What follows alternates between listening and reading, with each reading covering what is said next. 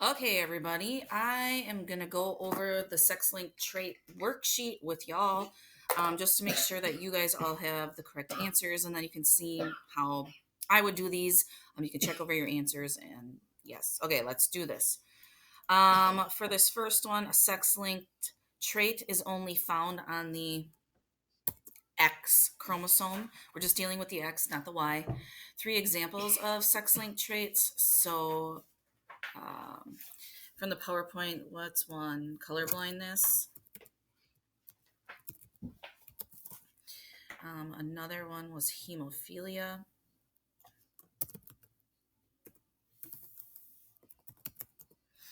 And another one was muscular dystrophy.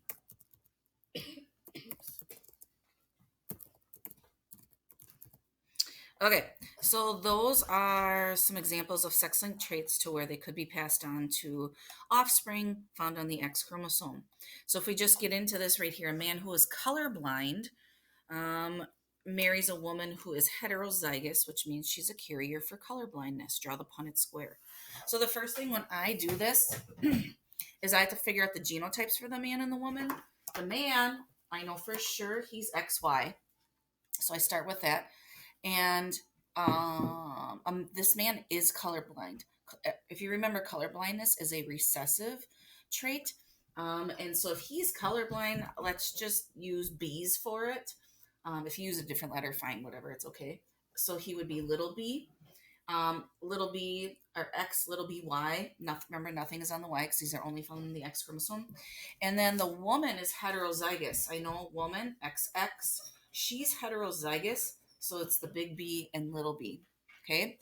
And then you plug that into the Punnett square and fill it in and see what happens.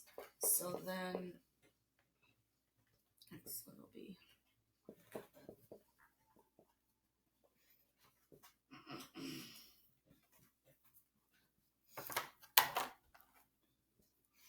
Okay, so the Punnett square should look like this. And then if we go down, it says what percentage of the offspring will be colorblind? Well, if I look at this, is this colorblind? No. This colorblind? No. This colorblind? Yes. This colorblind? Yes. So 2 out of the 4 are colorblind. So that would be 50. Don't put that in my mouth and I can't talk. 50%. And then how many females would be colorblind? So there's 2 chances right here for females, and 1 out of the 2 would be colorblind. So again, that would be 50% also.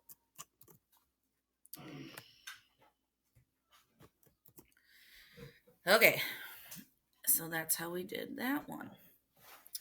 The next one, a woman who is a carrier for muscular dystrophy marries a man who does not have muscular dystrophy. Draw the Punnett square. So again, I start with the genotypes. The woman is a carrier. I'm going to use D's for this one. So she's a carrier, means she's heterozygous. So X big D, X little d. And then the man, that's not a 4, that's a Y. And then the man does not have it. So he's X big DY. And again, a muscular dystrophy is a recessive one. So if we fill in the Punnett square for this,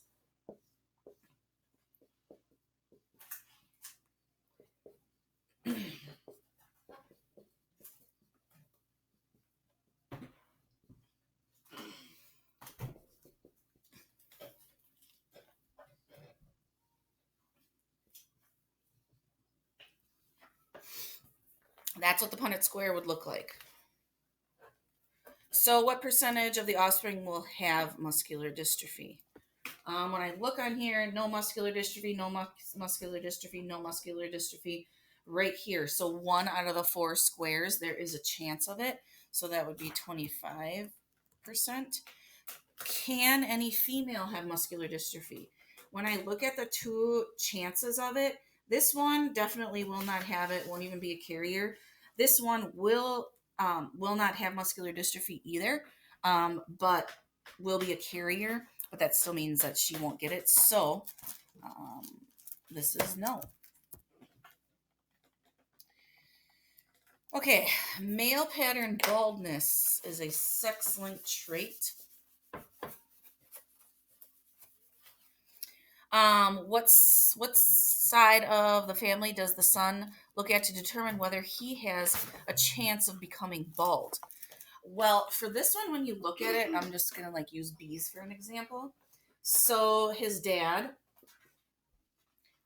is XY, and then his mom is XX.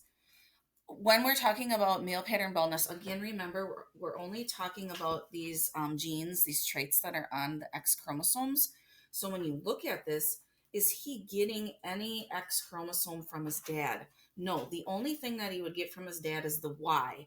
And so that leaves the male pattern baldness coming from mom, because it would be on one of these X's that would be given to him. Or yeah, that would be given to the son. So what side of the family? This would be mom. Write the genotype of a mother who's of a mother who is a carrier for baldness. I'm going to use B for this. So a carrier, X big B, X little b, is what her genotype would be right there. Okay. I'll go in and type that later because I got to do the subscripts or superscripts, and it's just kind of piddly. Anyway, a boy who is born with hemophilia. A boy is born with hemophilia. Hemophilia is a sex-linked trait that does not allow blood to clot. He has 12 sisters, and none of them have hemophilia. What are the probable genotypes of the parents? Ooh, this is a good one. So again, I just start with the mom and dad's like X's and Y's on this. So the boy has hemophilia. Okay, that's important to note. The boy then got the Y from dad, so it didn't come from dad. So then, another interesting thing that it says in here of the 12 sisters, none of them have hemophilia. So that's telling me right there that there's at least a dominant trait that they're getting from mom. So she is big H, and dad too. That would mean he's most likely big H. And then since that son does have hemophilia, unfortunately, so the mom is definitely a carrier of it. That would be the only possibility, the only way then to for that son to get hemophilia, because he got the Y from dad and then ended up by the luck of it getting the allele for the recessive trait for hemophilia, and then he has hemophilia. Anyway, so let's fill this in the Punnett square.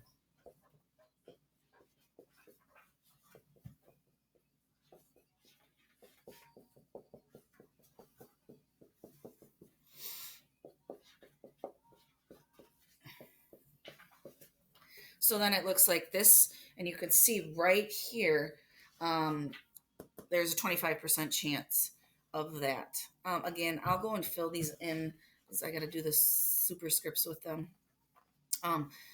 But what are the probable genotypes of the parents? So like this would be of dad's, and this would be mom's probable genotype. Because if dad had hemophilia, the little h, then I mean there's a good chance that some of the girls would get it. But anyway, he would have that genotype. A man with hemophilia marries a woman who is not a carrier for hemophilia. Draw the Punnett square.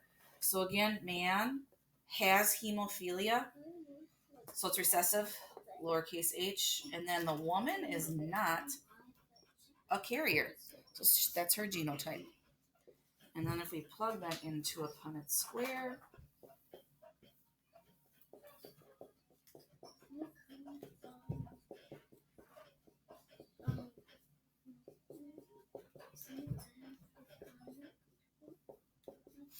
this is what the Punnett square would look like. Do any of the children have hemophilia? If so, how many? Okay, so when I look at this, does this child have hemophilia? No. This child, no. This child, no. This child, no. So, none.